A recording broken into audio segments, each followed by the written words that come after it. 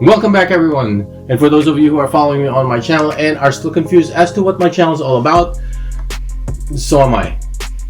Well, today I'm going to be doing my first bow review and bow setup video. Just to give a background on why I chose this particular bow to review, I've been looking long and hard for an ILF bow setup that's very affordable. And it's hard enough to find an ILF bow that's not only affordable, but it's made for someone like me who is left-handed. Initially, I had my eye on the Samick Discovery. I had it on my watch list and I've been waiting for it to go down to the price point that I can afford. Unfortunately, it couldn't go down to the price that I wanted. However, I was able to find another left-handed bow that was comparable to the Samick Discovery and at the price range that I could afford. What I purchased was a Farmington Atlas. This bow is a total mystery. It's hard to find anything out there about this bow other than some positive online reviews from trad archery forums. Certainly can't find any video reviews. So what do you do if you can't find a video review about this bow? Make one yourself.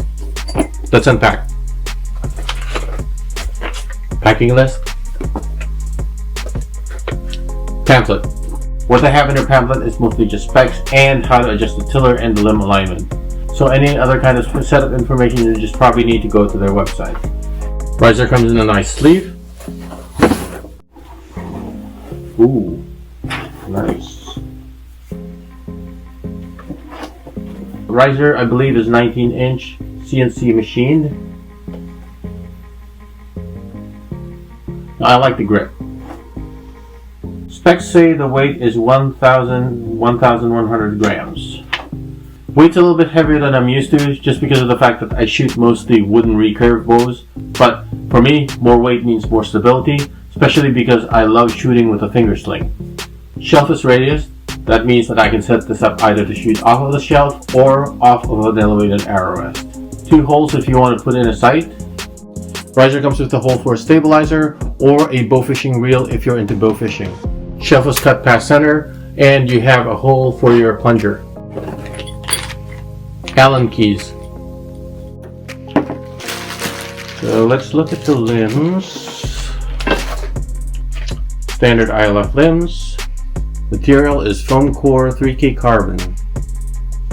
If you're curious to know more about foam core limbs, Jake Kaminsky does a great video on the difference between wooden core and foam core limbs. Foam protectors. I believe the one with the Farmington logo goes on top. And the one with the Atlas logo goes on the bottom.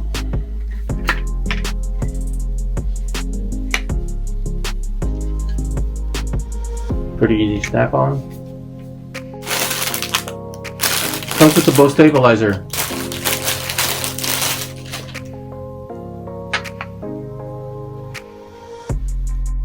Oh wow, that's a nice balance right there.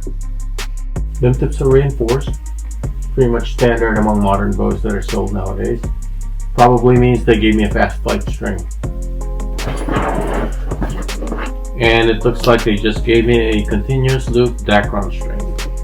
One thing that the package didn't come with was an arrow rest, so I just went ahead and got one of my plastic ones that I had in stock and I slapped it on there. With my other bows I usually shoot off the shelf, but in this case I'm going to try shooting off of an elevated rest. Eventually I'm just going to replace this with a better rest and maybe I'll purchase a plunger and try it out.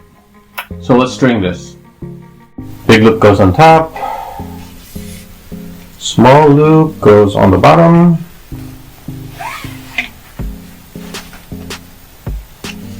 Pretty easy string. So honestly, I can't find any information on the brace height of this bow. Nothing on the pamphlet. I can't find anything on the Farmington website. If there are any archers out there who have any information on the recommended brace height for a Farmington Atlas, please feel free to leave a comment on this video. 8.5 inches.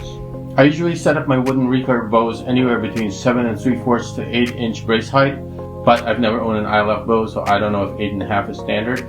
But what I'll end up doing is just setting it up as is without adjusting the brace height and see how comfortable it shoots. Oh wow, that's a smooth draw right there.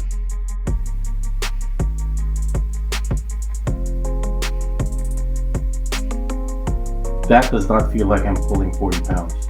The last item will be the nocking point. I usually set up my nocking point for 3 undershooting, but in this case I will set it up for split finger and setting it up 5/8 of an inch above where the arrow rests.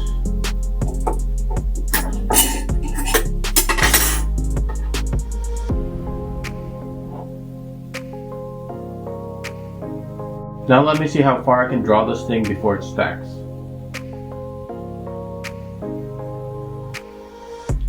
That's 28, 29. Oh, wow.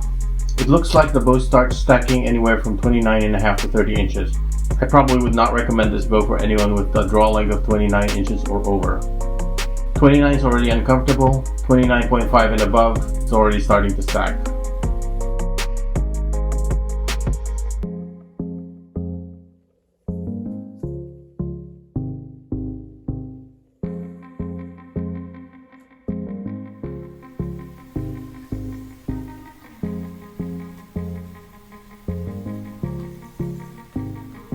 Alright, so the only thing that's left to do is shoot this bow.